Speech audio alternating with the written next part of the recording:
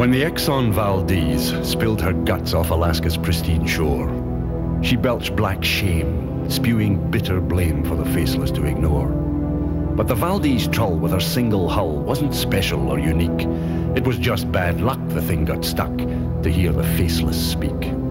Where oil slicks spread, the birds are dead, their feathers destroyed by tar. The seals are gone.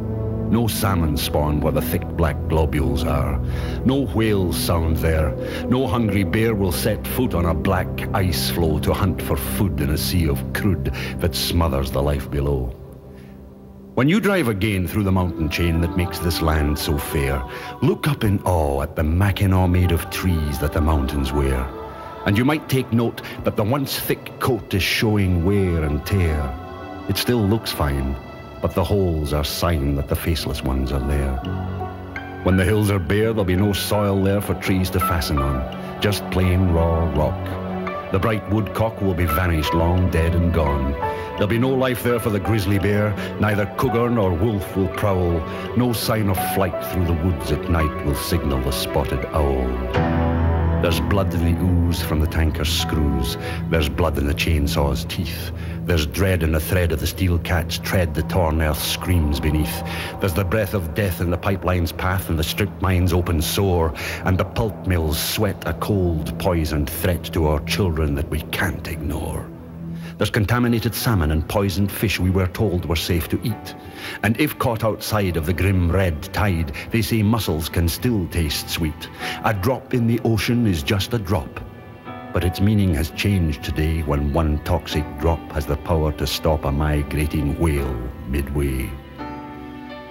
These are the gifts of the faceless ones.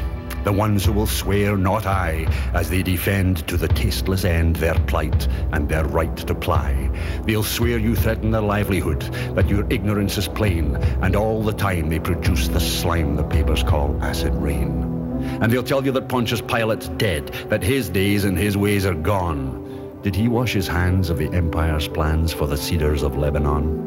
They cut and they squandered the forests there, and they shipped the lumber home, and the desert sands of the Arab lands are the legacy of Rome. We must take aim at the faceless ones, though they're always hard to find.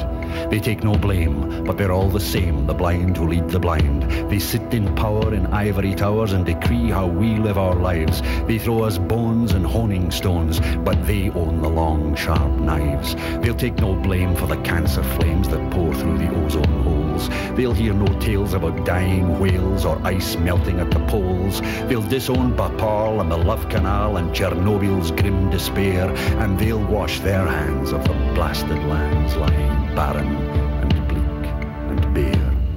We must stand up to the faceless ones, the men who control the winds of power and the winds of war, the fiscal blizzard winds, the winds that soar and the winds that roar, the winds that destroy the trees. We must make them see the winds of change are stronger than all of these, for we have the right and the power to indict those leaders who won't take note. They must meet our need and listen and heed, for we have the power to vote.